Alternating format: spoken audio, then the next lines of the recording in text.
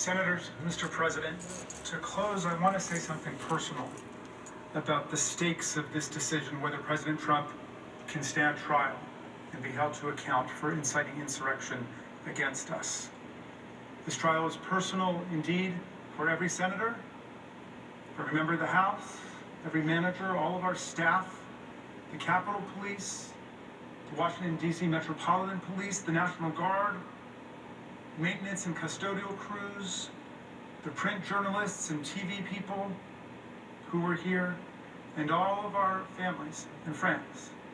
And I hope this trial reminds America how personal democracy is, and how personal is the loss of democracy too. Distinguished members of the Senate, my youngest daughter Tabitha was there with me on Wednesday, January 6th.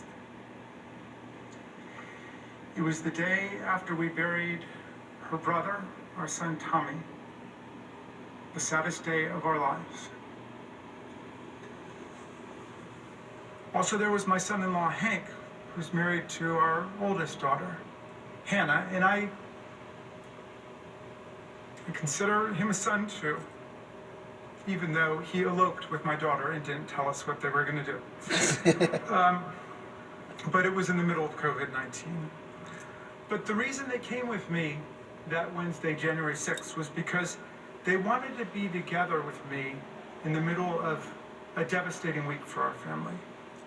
And I told them I had to go back to work because we were counting electoral votes that day on January 6th.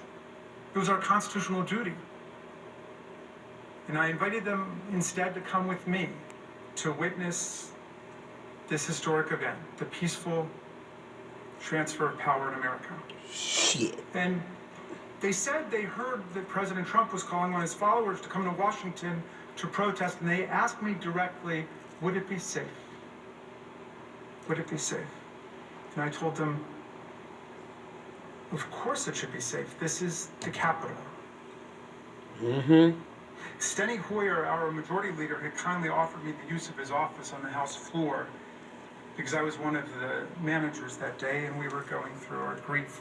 So Tabitha and Hank were with me in Steny's office as colleagues dropped by to console us about the loss of our middle child, Tommy, our beloved Tommy.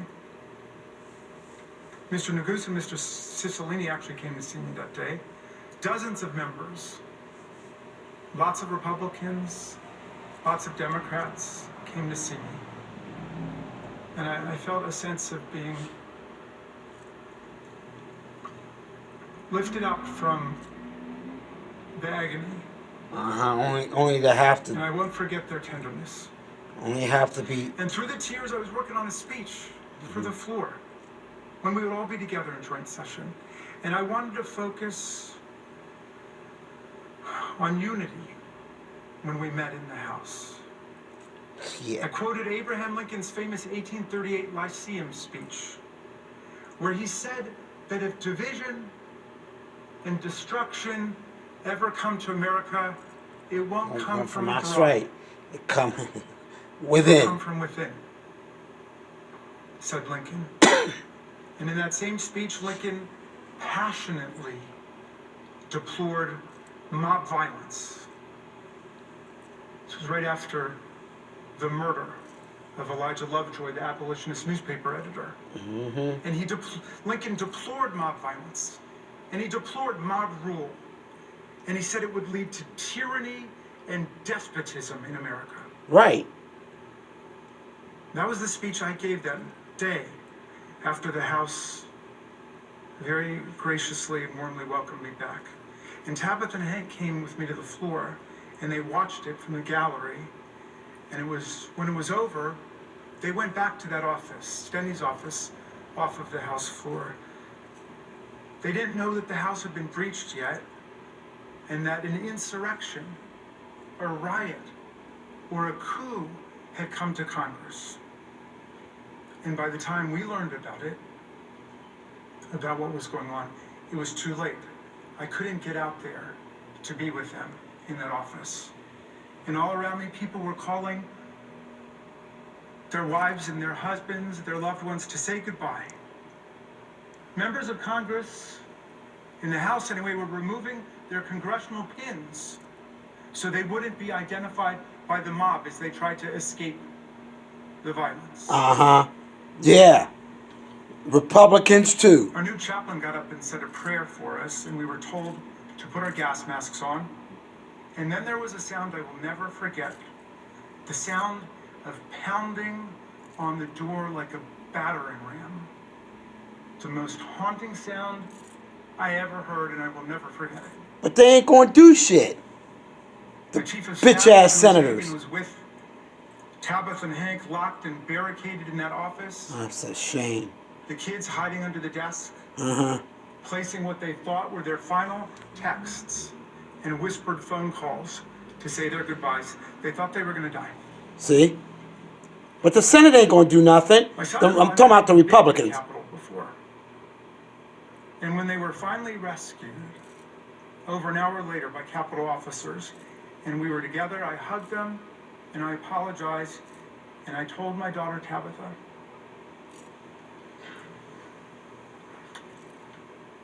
who's 24 and a brilliant algebra teacher and Teach for America.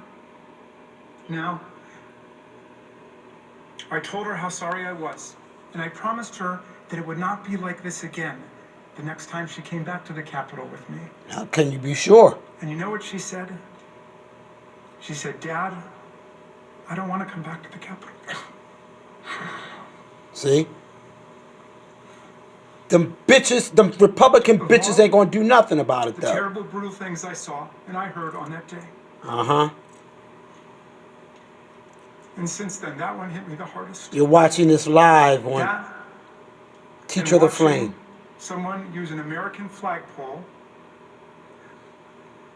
the flag still on it, to spear and pummel one of our police officers ruthlessly, mercilessly, tortured by a pole With the American flag on. with a flag on it that he was defending with his very life. People died that day. That's right. Officers ended up with head damage and brain damage.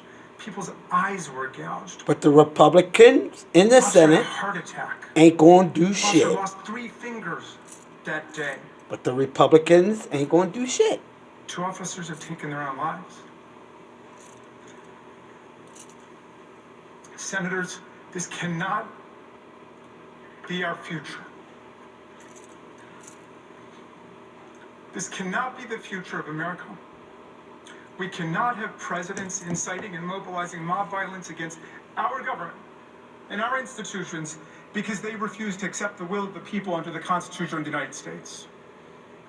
Much less can we create a new January exception in our precious, beloved Constitution that prior generations have died for and fought for. So the corrupt presidents have several weeks to get away with whatever it is they want to do. History does not support a January exception in any way, so why would we invent one for the future? And I see, that's what I mean. You know, things like that. Things like that. But because they losing power, right? Because they're afraid them bitch ass Republicans ain't gonna do shit. You know? They gonna kiss his ass. All up in it. And why am I angry? Because there's brothers in jail right now, right? There's brothers in jail right now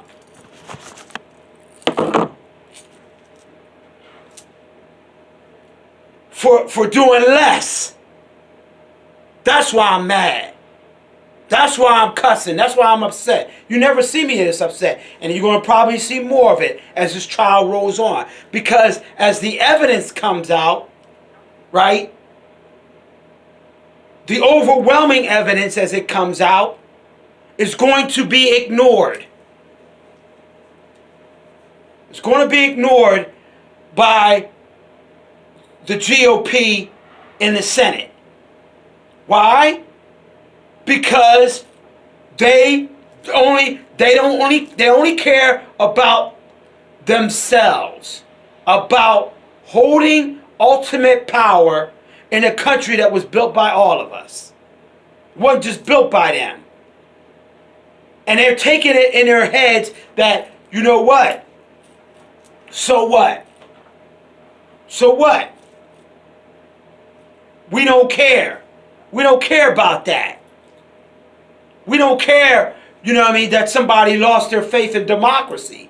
We don't care about that.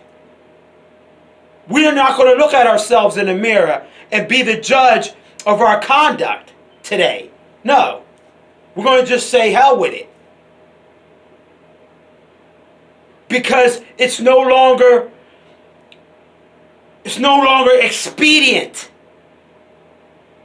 for them to stand up for justice. I was in those courtrooms. You know what I mean? Now I did a plea deal, but at the pain of doing more time. And they gonna tell me, yeah, you know, you out there selling drugs and this, that, and the other thing, and you know what I mean, you need to follow the law and everything else, and you need to, you know what I mean, be a contributing member of society. Get the fuck out of here, man. Look at that. Look at that. They're not going to do nothing about that. Now that they're